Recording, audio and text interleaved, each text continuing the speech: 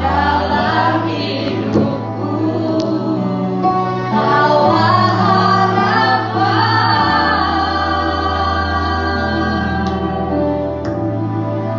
dalam hidupku.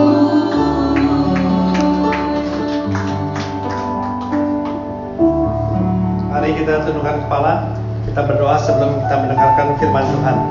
Ya Tuhan, terima kasih Tuhan atas kesempatan yang Tuhan berikan. Pada hari ini kami bisa bersama-sama lagi Tuhan untuk mendengarkan firman-Mu Tuhan. Pimpin hamba-Mu untuk berkata-kata sesuai dengan kebenaran firman Tuhan. Dan kiranya Roh Kudus hadir di sini untuk menerangkan hati dan pikiran kami, semua yang mendengar, sehingga kami bisa melaksanakan dan mengaminkan firman-Mu. Dalam nama Tuhan Yesus kami panjatkan doa ini. Amin. Tangan duduk.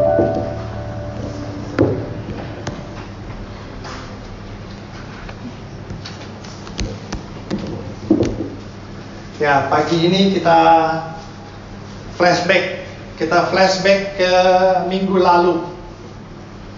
Ya, minggu lalu hari kebangkitan Tuhan Yesus, di mana murid-murid Yesus mendapatkan kuburnya kosong. Ya, jadi berita itu sangat heboh. Ya, jadi dengan kejadian Yesus disalibkan, Yesus mati di kayu salib, dan ternyata diketemukan kuburnya kosong. Jadi berita itu, topik itu menjadi pembicaraan seluruh murid-murid Yesus dan seluruh orang Yahudi di sana. Ya, jadi sama ya. Kalau kita ilustrasikan, beberapa minggu sebelumnya, di mana kita dihebohkan dengan berita bola kan, bola tidak jadi main, ada yang nolak, ya kan? Siapa yang menolak? Kenapa nggak jadi? Jadi mereka semua mencari-cari, ya. Apakah dia menolak gara-gara disuruh atau gimana? Jadi topik itu tuh semua orang tahu. Ya, jadi itulah yang pembicaraan hangat. Ya, apalagi kita kembali kepada penyaliban Yesus, di mana murid-muridnya mempunyai persepsi bahwa Yesus adalah penebus mereka, penebus bangsa Israel dari penjajahan Romawi, sehingga Yesus diharapkan mampu menjadi pahlawan mereka yang secara fisik berkuasa dan mengalahkan pemerintahan Romawi.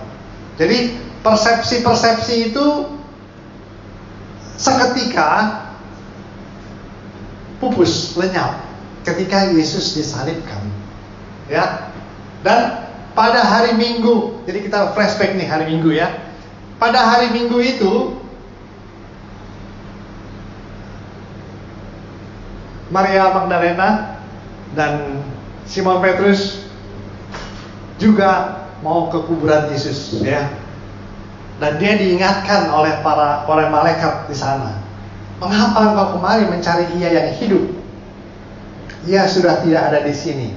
Ya, jadi itu aja udah ada kesaksian dari malaikat, ya. Mengapa engkau mencari Ia yang hidup di antara orang mati? Tetapi masalahnya Yesus belum muncul, gitu ya. Nah, bacaan kita kali ini kita ambil dari Lukas 24 ayat 13 sampai 35. Ya, Lukas 24 13 sampai 25. Ya, saya bacakan pelan-pelan bacanya ya.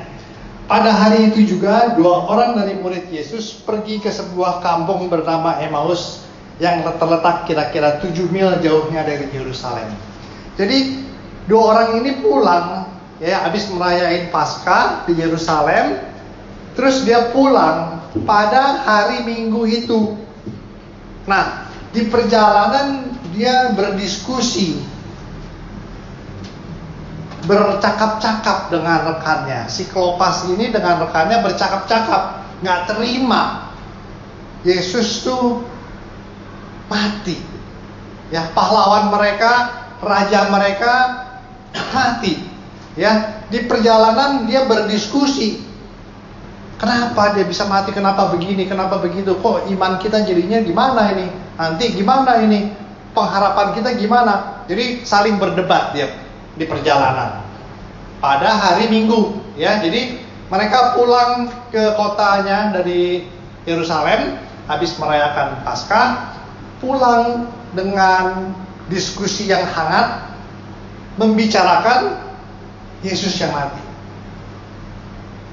Ya, Yesus nggak muncul, belum muncul ya. Jadi Yesus tuh bukan kayak di film-film ya, jreng muncul langsung.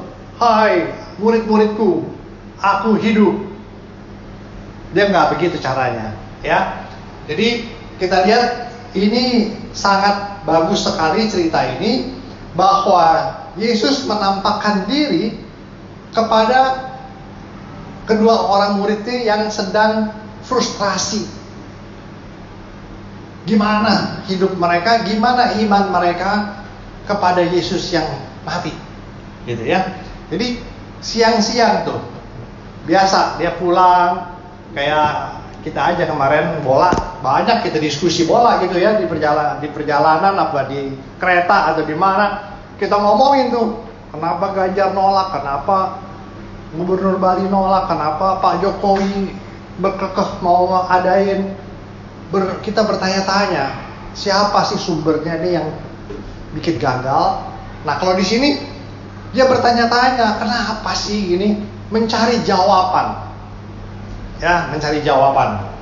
Jadi Yesus mengerti benar bahwa banyak orang-orang murid-murid Yesus itu mencari jawaban. Jadi dia nggak sekonyong-konyong muncul, brang gitu ya, atau muncul di bait Allah dengan pengumuman, aku hidup, aku berhasil, enggak ya. Jadi caranya unik sekali, ya unik sekali, di mana kebenaran itu ada sebetulnya di dalam Alkitab, ya. Jadi sedangkan kedua orang ini, Kleopas dan rekannya, mencari kebenaran di Alkitab sepotong-sepotong. Ya. Jadi persepsi dia terhadap Yesus tuh salah gitu ya. Jadi dia sepotong-sepotong, karena itu Yesus perlu menjelaskan secara detail sehingga iman mereka itu dikuatkan. Ya, bukan hanya sekedar lihat mujizat percaya, tetapi imannya itu bukan berdasarkan pengertian. Ya, jadi Yesus berjalan mereka, Yesus membangun pengertian, konsep-konsep yang ada di dalam Alkitab supaya iman itu tumbuh dan hidup dengan mengerti membaca Alkitab. Ya, inilah yang dimaksud dengan Yesus, yang Yesus inginkan, bahwa Alkitab itu hidup. Dia dapat berbicara, dia dapat menjelaskan kebenaran segala sesuatu tentang keselamatan kita, terutama tentang Yesus, sehingga iman kita tumbuh berdasarkan konsep yang benar, konsep dari hati, pikiran, dan penglihatan. Ya, bukan langsung Yesus muncul, langsung dielulukan Yesus Raja, ya, tapi konsepnya masih salah. Enggak, ya. Jadi kalau kita lihat itu masih hari yang sama. Pada siang hari dua orang ini berjalan pulang ke Emmaus 7 km. 7 km itu kira-kira dari Kelapa Gading sampai ke Pisangan lah. Kalau ke Jatinegara itu 10 km kira-kira. Ya, jadi jalan kaki dia. Pulang dengan lesu, tapi berdebat sama temennya, menyalahkan temennya, kenapa begini, kenapa kita begini, ya. menyalahkan Alkitab sampai sekonyong-konyong, dan mereka bercakap-cakap tentang segala sesuatu yang telah terjadi di ayat 14. Ketika mereka sedang bercakap-cakap dan bertukar pikiran, jadi tukar pikiran tuh, diskusi dia nih. Ya, kayak kemarin nih bola diskusi. Siapa sih si Ganjar? Kenapa dia menolak Israel? Wah, diskusi hebat ya di medsos. Sama. Ini diskusinya lebih heboh lagi karena menyangkut iman mereka. Ya. Dia bercakap-cakap dan bertukar pikiran. Artinya saling debat ya kalau bertukar pikiran tuh. Ketika mereka sedang bercakap-cakap dan bertukar pikiran, datanglah Yesus sendiri mendekati mereka, lalu berjalan bersama-sama mereka. Jadi sekonyong-konyong Yesus masuk ke grupnya ini ya, lagi jalan. Terus jadi bertiga dia. Ya, tetapi ada sesuatu yang menghalangi mata mereka sehingga mereka tidak dapat mengenal dia. Jadi ada sesuatu yang menghalangi mata mereka. Berarti bukan mereka nggak ngenalin, ya. Jadi kita teliti nih, ada sesuatu, jadi ada kuasa Yesus yang memungkinkan mereka tidak melihat karena Yesus ada maksud tertentu sebelum mereka melihat. Ceritanya kalau mereka melihat, oh ini Yesus, ya terus Yesus mau jelasin apa, ya kan? Yesus tuh mau berdiskusi dengan mereka, menanyakan apa masalah yang kau hadapi, apa kegalauan, apa persepsi mereka, sehingga Yesus mengerti benar apa keinginan mereka atau apa kebutuhan mereka untuk mengisi hati dan pikirannya sehingga mengenal lebih dekat siapa Yesus, ya. Jadi dia nggak bisa melihat Yesus karena Yesus sengaja untuk belum waktunya dia melihat aku. Ya, matanya tertutup, terhalangi. Memang Yesus itu mengenakan tubuh yang baru, ya. Jadi kalau tubuh yang baru kita dapat gambaran, bisa sekonyong-konyong datang, bisa sekonyong-konyong hilang, ya, bisa tembus ke dinding dan tidak ada batasan waktu, ya. Itu tubuh yang baru. Maka berhentilah mereka dengan muka yang muram. Jadi benar-benar dibayangin, digambarkan dia frustasi benar nih orang dua. Sama seperti kebanyakan orang di Yerusalem. Habis perayaan Paskah, ya pada diskusi lah, pada muram, ya. Tidak ada satu orang pun yang membayangkan, yang menangkap isi firman Tuhan di Alkitab bahwa Yesus akan bangkit. Tidak menyangka, dan mereka hanya mengharapkan Yesus itu menjadi pahlawan mereka, membebaskan mereka dari bangsa Romawi. Ya, mereka berhenti dengan muka muram.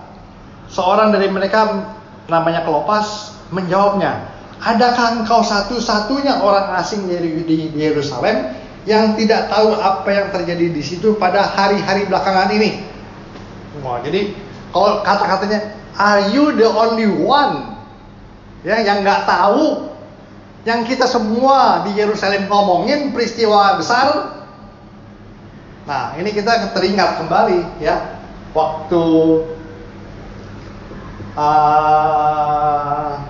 perjalanan Yakub, ya, frustasi, ya, waktu dia mau kemana? Ke Haran, ya. Baru malam-malam dia frustasi, dia merasa ditinggal oleh Tuhan, dia merasa sendiri.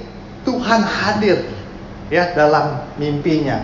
Jadi Tuhan tahu saatnya kapan dia harus hadir untuk menguatkan umatnya. Ya, ini pun demikian. Ya, apa yang mereka harapkan sebetulnya ada di sebelah mereka, berjalan bersama mereka, tetapi mereka belum bisa mengenalinya sebelum dibukakan oleh Tuhan Yesus sendiri. Ya, ini pertanyaannya, engkau satu-satunya orang asing di Yerusalem yang tidak tahu apa yang terjadi di situ. Dia nggak tahu, orang asing itulah Yesus, gitu ya. Jadi ini benar-benar pengajaran Yesus mengungkapkan bagi dia bertanya, ya. Dia si Klopas bertanya, kemudian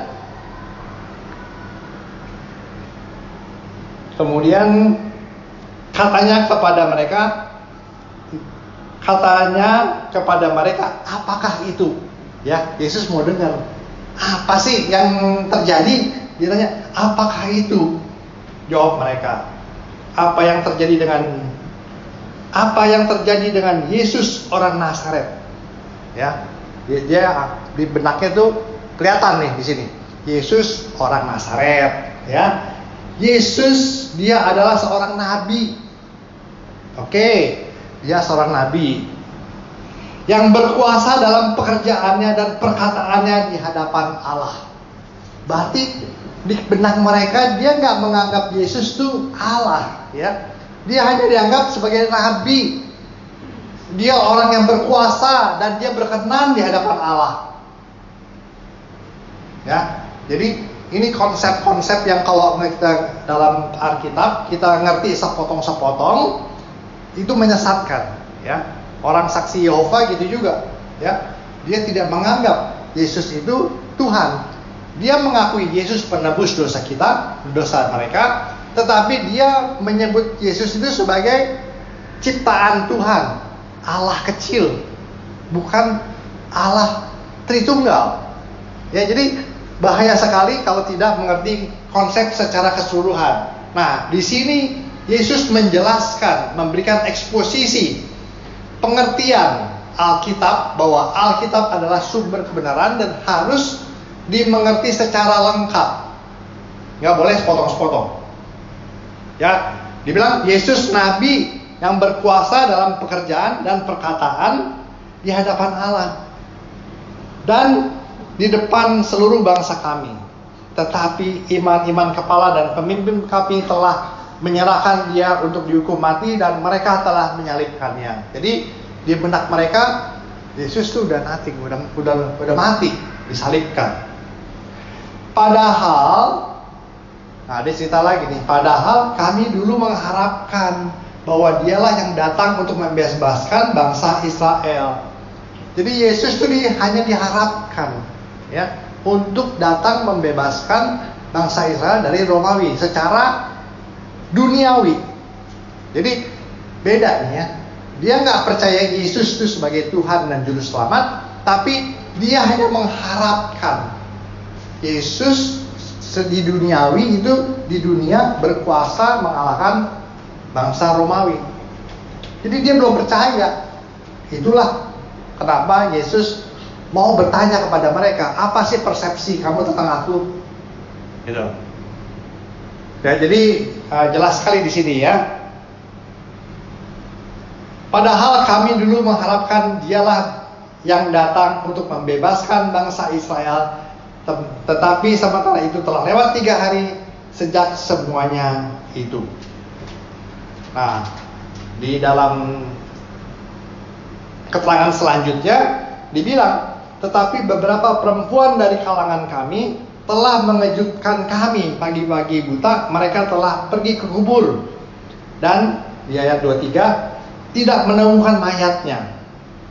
Lalu mereka datang dengan berita bahwa telah kelihatan kepada mereka malaikat-malaikat yang mengatakan bahwa ia hidup. Udah dijelasin, ya. Masih juga dia belum mengerti bahwa Yesus telah hidup. Dia masih komplain, ya, masih berdiskusi. Jadi mereka benar-benar lose hope, ya. Lalu ia berkata kepada mereka, "Hai, kamu orang bodoh." Ya, Yesus masih sabar, ya. Masih sabar. Dia masih hanya mengatakan, "Hai, kamu orang bodoh, betapa lambannya hatimu sehingga kamu tidak mempercayai segala sesuatu yang telah dikatakan para nabi." Nah, jadi ada orang bodoh, ya. Jadi Yesus mengkategorikan tuh orang-orang yang tidak membaca Alkitab secara keseluruhan dikatakan orang bodoh, ya, bahwa dia tidak mengerti secara keseluruhan. Dia tidak mau Alkitab itu bisa menerangi jalan pikiran dan hati mereka. Dia mau apa yang dia mau dia dapatkan dari Alkitab. Itulah orang bodoh jadinya. Yesus membilang orang bodoh hanya mencari yang sesuai dengan hati mereka. Ya, sedangkan kalau kita membaca Alkitab, kita harus berdoa supaya Alkitab itu mereveal kebenaran-kebenaran, sehingga dengan membaca Alkitab kita bisa dikuatkan. Ya, jadi kita tidak mau menjadi orang bodoh, ya. Kita mau menjadi dengan pertolongan Roh Kudus kita mengerti 100% Alkitab. Kan Yesus bilang, berbahagialah orang yang tidak melihat tapi percaya. Ya. Jadi itu udah diomongin sama Yesus. Ya, di Alkitab juga pernah disebutkan bahwa benih itu harus mati dulu, baru ia bisa bertumbuh dan menghasilkan buah yang banyak. Ya, jadi gambaran-gambaran mengenai kehidupan setelah kematian itu ada, ya. Jadi nyata, ya. Digambarkan dari tanaman. Kita lihat kan, kalau benih itu udah kering, ya. Kemangi, contoh kalau kemangi, ya. Kemangi itu kalau di luar negeri, kalau musim panas dia hidup. Tapi kalau musim dingin dia mati. Jadi saya pernah biji kemanginya itu yang waktu musim panas hidup, saya kumpulin, ya, buat tahun depan musim panas tanam lagi. Jadi bayangin, biji yang setahun, ya, dianggap mati, kering, kita tanam tahun depan, dia bisa tumbuh lagi jadi kemangi. Itu masuk akal nggak? Kan susah dicerna sebetulnya, ya. Tapi itulah gambaran kekuatan Tuhan, ya. Terus Yesus pun sebelum ia disalibkan, ia sempat membangunkan Lazarus dari kematian. Ya, jadi itu aja udah menunjukkan bahwa Yesus ini bukan orang biasa. Yesus 100% orang, 100% Tuhan. Ya. Dia sengaja datang telat. 4 hari Lazarus sudah mati. Ya. Dia panggil Lazarus udah diikat sama kain kafan, keluar, kecek gitu kan, nggak sempat dibuka, sampai dibukain, ya. Jadi Yesus membangkitkan Lazarus bisa, ya. Apalagi emang dia sudah dinubuatkan untuk mengalahkan maut. Ya, jadi banyak gambaran-gambaran itu yang mereka tidak menyangka sekali bahwa Yesus harus mati dan ternyata dia bisa bangkit. Ya, kita teruskan. Betapa lambannya hatimu sehingga kamu tidak percaya segala sesuatu yang telah dikatakan para nabi. Bukankah Mesias harus menderita semuanya itu untuk masuk ke dalam kemuliaannya? Nah, di sini mulai, ya. Lalu ia menjelaskan kepada mereka yang tertulis tentang dia dalam seluruh kitab suci. Wah, dalam perjalanan itu, ya, Yesus mengupas Alkitab lagi. Ya, dari kitab Musa, di mana Tuhan mengadakan permusuhan dengan ular yang memperdayai Adam dan Hawa. Ya kan? Dia menjelaskan bahwa dia akan mengadakan permusuhan dengan ular, dan ular itu akan menemukan kakinya, katanya, ya. Jadi dari situ dia menjelaskan seluruh Alkitab dari kitab Musa sampai kitab para nabi. Jadi di sini Yesus tuh memberikan gambaran pengertian tentang dia. Jadi kita bisa pegang, ya, bahwa seluruh kitab Perjanjian Lama itu sebetulnya gambaran tentang siapa penebus umat manusia, ya. Siapa anak domba Allah yang menghapus dosa manusia, ya. Terus dinubuatkan lagi, ia akan lahir dari perawan Maria, ya kan? Terus lahir di Bethlehem. Itu sudah tertulis semua di Alkitab. Jadi Yesus mau menjelaskan untuk membuka hati mereka supaya mereka percaya Alkitab ini adalah sumber kebenaran. Ya, jadi ada dua hal. Bukan hanya mereka mau percaya kepada Yesus saja. Yesus itu mempunyai maksud untuk mereka menemukan kebenaran dalam Alkitab. Kalau Yesus tiba-tiba muncul secara penglihatan, ya, mungkin konsep berpikir mereka itu masih salah, ya. Jadi dengan Yesus menjelaskan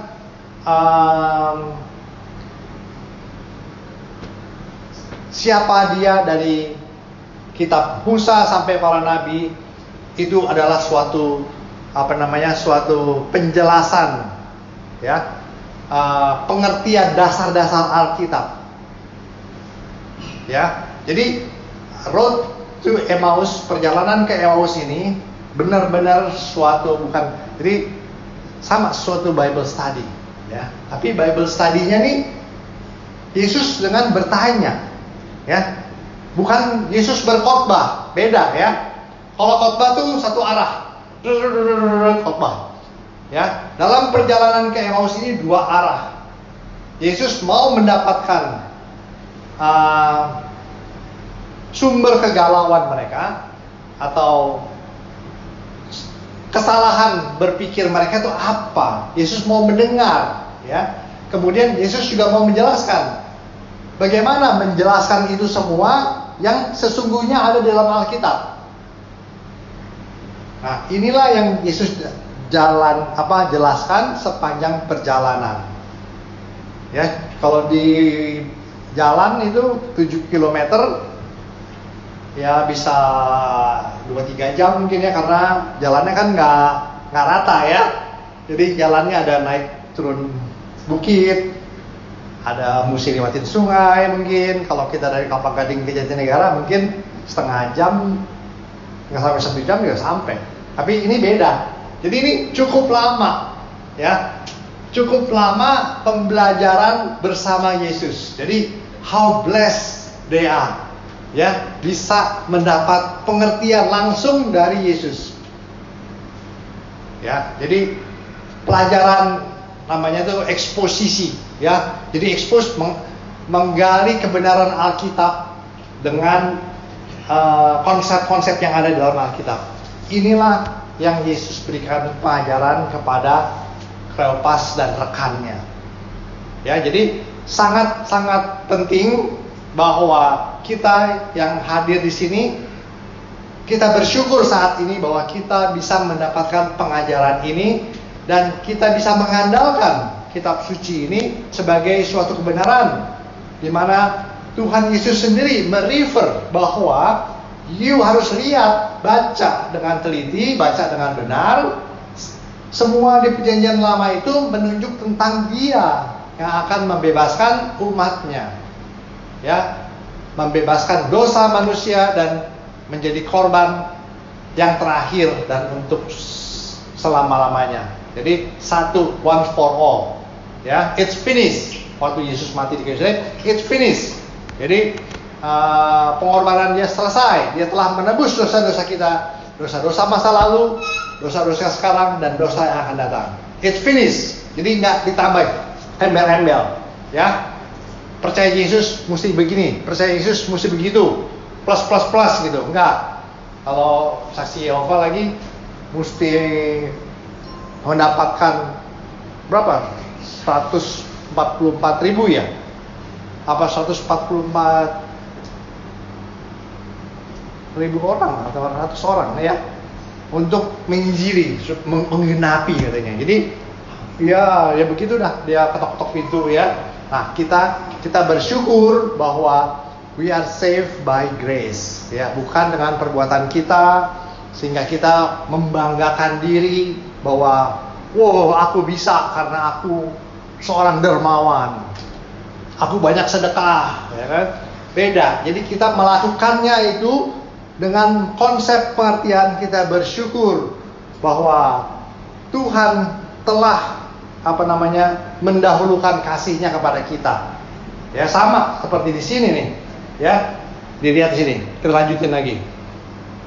Lalu ia menjelaskan mereka tentang apa yang tertulis tentang dia dalam seluruh kitab suci, mulai dari kitab Musa dan segala kitab nabi-nabi. Ya, saya search di Google, ya, sebutkan ayat-ayat yang merefer kepada Tuhan Yesus di Perjanjian Lama. Banyak, ya. Jadi sekarang tuh ada namanya ChatGPT. Jadi artificial intelligence. Itu bisa membantu kita memberikan pertanyaan yang detail, dia jawab juga detail. Dia jawab langsung, ya. Dibilang nih.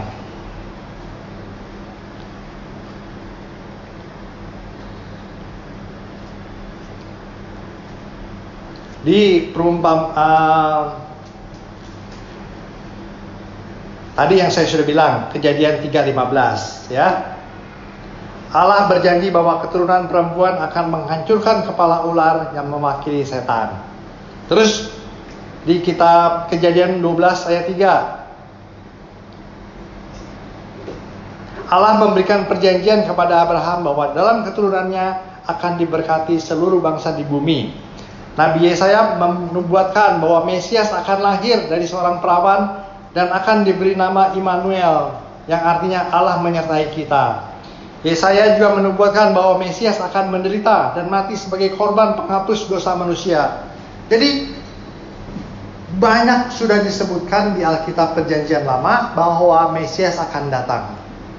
Ya, jadi dalam hal ini Yesus memberikan pengajaran lengkap dalam waktu yang mungkin 3 jam, 4 jam, ya. Nah, di ayat 28, mereka mendekati kampung yang mereka tuju, ya. Nah, ini penting nih, ya. Begitu dia sampai di tempat di Emmaus, ya, Yesus seakan-akan mau lurus saja terus. Dibilang gini, ia berbuat seolah-olah hendak meneruskan perjalanannya. Ya, jadi Yesus mau menguji mereka, ya. Apakah mereka interested dengan apa yang diuraikan, dijelaskan oleh Yesus sepanjang perjalanan? Bagaimana hati nurani mereka tersentuh oleh pengajaran Tuhan Yesus? Yesus nggak mau sok konyong-konyong mau ikutan mereka nginep gitu, enggak. Yesus seolah-olah ingin meneruskan perjalanan. Ya, di sini disebutkan ya. Tetapi mereka sangat mendesaknya. Ya, jadi ini benar-benar tulus, genuine, ya. Si Kleopas dan rekan ini benar-benar mau bersama-sama dengan Tuhan Yesus. Mereka mau mengundang Tuhan Yesus. Ya, tinggallah bersama-sama dengan kami sebab hari telah menjelang malam dan matahari hampir terbenam. Jadi mereka mengundang Yesus. Nah, ini juga peristiwa ini sama seperti kita, ya. Kita mau nggak mengundang Yesus hadir dalam hidup kita, ya. Jadi ini disebutkan di sini, kita bertamu aja ya, diajarkan di Alkitab. Kalau kita mau bertamu tapi orang itu menolak kita nggak usah masuk. Ya, ini Yesus ulangi lagi. Dia seolah-olah mau terus saja jalan lagi. Tapi si Kleopas dan rekannya ini benar-benar tersentuh ya dengan ceritanya itu, dan iba juga melihat orang asing ini yang satu-satunya yang nggak tahu cerita. Diajaklah Yesus mampir untuk bermalam. Ya, jadi ada maksudnya kata di Alkitab ini menuliskan Yesus tuh nggak sekonyong-konyong mau ikutan meneruskan pembicaraan, enggak. Jadi dengan kerelaan Kleopas dan rekannya, mereka mengundang Yesus hadir di rumah mereka. Ya, jadi ini juga bagus pelajaran bagi kita agar kita benar-benar mengundang Yesus hadir dalam kehidupan kita untuk memimpin hidup kita dan kita akan mendapatkan blessing. Ya, nah blessingnya apa yang didapatkan si Kleopas dan rekannya dengan mengundang Yesus? Ya. Tinggallah bersama-sama dengan kami, sebab hari telah menjelang malam dan matahari hampir terbenam. Lalu masuklah ia untuk tinggal bersama-sama dengan mereka. Terus waktu ia duduk makan dengan mereka, Yesus mengambil peran sebagai yang punya rumah. Ya, jadi Yesus mulai mengambil roti, mengucapkan berkat, lalu memecah-mecahkannya dan memberikannya kepada mereka. Ya, jadi dadainlah perjamuan yang sebelum Yesus disalibkan itu ya. Nah, habis berdoa, dia kenalin, ini Yesus, gitu ya. Itulah blessingnya ya. Jadi dia dengan kerelaan hati mengundang Yesus, dia mendapatkan Yesus hadir di tengah-tengah mereka, ya. Tetapi ia lenyap di tengah-tengah mereka. Nah, biasa ya. Setelah kita sadar tuh selalu kita mereview, memflashback kejadian sebelumnya. Iya ya. Bukankah hati kita berkobar-kobar ketika ia berbicara dengan kita di tengah jalan, dan ketika ia menerangkan kitab suci kepada kita? Nah, inilah ya. Jadi selalu tuh kita tuh kalau dibukakan mata kita baru ngerti ya. Sama seperti Yakub ketika ia frustasi, harus fungsi takut dibunuh oleh adiknya, oleh kakaknya ya, yang anak sulung. Dia frustasi, Yesus hadir ya. Ini pun demikian ya. Yesus sudah menerangkan frustasi kedua orang ini. Yesus sudah menerangkan siapa dia ya. Mereka mengerti firman Tuhan dan mereka bilang, iya benar, firman itu berkuasa benar. Kita mendengarnya aja hati kita tuh berdebar-debar. Jadinya benar-benar serasa firman itu hidup. Ya, jadi itulah kesaksian mereka pada setelah mereka sadar, mereka mengenali Yesus, tetapi Yesus sudah lenyap di hadapan mereka. Terus bangunlah mereka dan terus kembali ke Yerusalem. Di situ mereka mendapati 11 murid itu, mereka sedang kumpul bersama-sama dengan teman-teman mereka. Kata mereka itu, sesungguhnya Tuhan telah bangkit dan telah menampakkan diri kepada Simon. Lalu kedua orang itu pun menceritakan apa yang terjadi di tengah jalan dan bagaimana mereka mengenal dia waktu ia memecahkan roti. Ya, jadi peristiwa itu diceritakan lagi oleh Kleopas dan rekannya kepada 11 murid Yesus. Ya. Nah, itulah dampaknya sampai sekarang. Ya. Kalau Yesus tidak bangkit, tidak mungkin kita sampai saat ini kita juga meneruskan berita gembira itu, sehingga murid-murid Yesus rela mati ya untuk kebenaran firman Tuhan. Karena mereka tahu bahwa Yesus telah mengalahkan maut. Ya, jadi kematian bagi mereka nothing. Ya.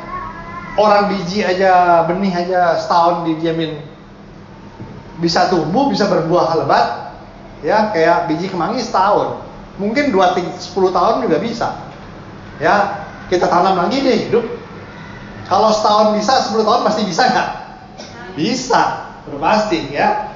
Lazarus dibangkitkan aja 4 jam, berarti kan darahnya udah membeku, semua oksigen sudah nggak ada, bisa hidup. Nah, jadi gambarannya tubuh Yesus adalah tubuh kemuliaan yang akan kita dapatkan. Ya, jadi berita ini, berita penjelasan Yesus sepanjang perjalanan diceritakan kembali kepada ke-11 muridnya oleh saksi mata, dan saksi mata ini teman mereka. Ya, jadi benar-benar mereka percaya, dan akhirnya apa? Akhirnya juga Yesus pada ayat yang berikutnya menampakkan diri di antara ke-12 muridnya. Makan malam juga di sana. Gitu, ya. Dan juga pada kesempatan lain Yesus memberikan makan 500 orang. Ya, jadi ada penampakan-penampakan selanjutnya di mana benar Yesus itu hidup. Tapi penampakan Yesus itu terbatas hanya kepada murid-muridnya. Ya. Jadi selama 40 hari, ya. Tidak mau menimbulkan berita heboh lagi ketika Yesus dikejar-kejar dia bisa hilang. Gitu kan? Enggak ada kan gitu kan? Dikejar-kejar dia mau dibunuh lagi, teng dia hilang, ya kan? Enggak. Ya, Yesus hanya mau hadir kepada mereka yang mau membukakan pintu, menerima dia untuk sebagai Tuhan dan Juru Selamatnya. Dan juga Yesus menjanjikan Roh Kudus, ya, Roh Kudus akan hadir menemani, hadir dalam jiwa kita, tubuh kita. Ya, jadi Roh yang sama yang membangkitkan Yesus itu adalah sebagai jaminan bagi kita untuk kita memperoleh keselamatan. Dan ia adalah Roh menghibur, Roh Kudus yang hadir sewaktu kita menyatakan percaya dan dibaptis. Ya, jadi ini adalah suatu kesempatan baik bahwa ini adalah suatu eksposisi penjelasan yang lengkap tentang perjanjian lama yang menunjuk siapa Yesus dari kitab Musa sampai kitab Nabi-Nabi, dan sehingga mereka murid-murid Yesus mempunyai pengertian yang sama tentang siapa Yesus. Karena itu sampai hari ini tetap firman Tuhan itu tetap hidup. Ya, kita mempunyai iman yang hidup, bukan iman yang mati, yang frustasi ya kayak sebelum kedua orang murid ini mendengar kematian Tuhan Yesus, dan bukan juga seperti yang tidak menerima Tuhan Yesus. Ya, berita kebangkitan Tuhan Yesus sudah disebarkan ke seluruh Indonesia hari kenaikan Isa Al-Masih. Tapi apakah mereka mau menerima atau mau mendengarkan pengertian yang mendalam? Mereka nggak mau, sehingga ya sebagai angin lalu aja. Ya, sebetulnya keselamatan itu udah di depan mata mereka. Ya, kita sudah libur, ya, kita sudah di WA juga kasih selamat kenaikan Isa Al-Masih gini. Tapi maukah dia mendengar penjelasan siapa Yesus? Maukah dia mendengar, membaca kitab suci? Tidak berhenti dalam perjanjian lama, tapi sampai keempat gospel itu, ya, sampai ke perjanjian baru, sehingga mereka mengenal secara lengkap siapa Yesus. Itu masalahnya. Ya, mereka tidak mau membuka hati mereka, tidak mau menerima, malah menolak Yesus. Bukan Yesus yang disalibkan, atau menolak Yesus bukan Allah. Ya, jadi kita berterima kasih bahwa Yesus adalah Allah yang Maha Tahu yang mau mendengarkan kita secara detail, ya, sehingga apa yang kita doa juga harus detail, sehingga Yesus memberikan jawaban yang terbaik untuk kita. Ya, jadi Yesus mau mendengarkan kita, sama seperti Yesus mau mendengarkan Kleopas dan rekannya mengenai keraguan mereka, mengenai konsep siapa raja mereka, ya, sehingga Yesus dengan sabar menjelaskan, dan akhirnya Yesus menampakkan diri dan mereka mengenali Yesus. Ya, demikian firman singkat ini. Kiranya kita semua adalah penerus-penerus saksi-saksi Tuhan yang mau memberitakan kabar baik ini, kabar keselamatan, bahwa hanya melalui Yesus kita bisa mengenal Bapa. Ya, mari kita berdoa. Ya Tuhan, terima kasih Tuhan, Engkau telah menguraikan sangat detail Tuhan siapa Engkau, dan semuanya itu sudah tertulis Tuhan dalam perjanjian lama dan juga kitab para nabi, sehingga kami bisa mengandalkan kitab suci Tuhan sebagai sumber kebenaran, sehingga iman kami tetap selalu dikuatkan, dan kami bersyukur Tuhan mau mati untuk menebus dosa-dosa kami dan menghapus dosa-dosa kami dengan darah-Mu Tuhan. Terima kasih Tuhan, berkati kami semua yang hadir di sini dengan pengertian yang benar, sehingga kami mengenal Engkau bukan hanya dalam pandangan mata, tetapi melalui pengertian hati, pikiran, dan jasmani kami. Dalam nama Tuhan Yesus kami panjatkan doa ini. Amin.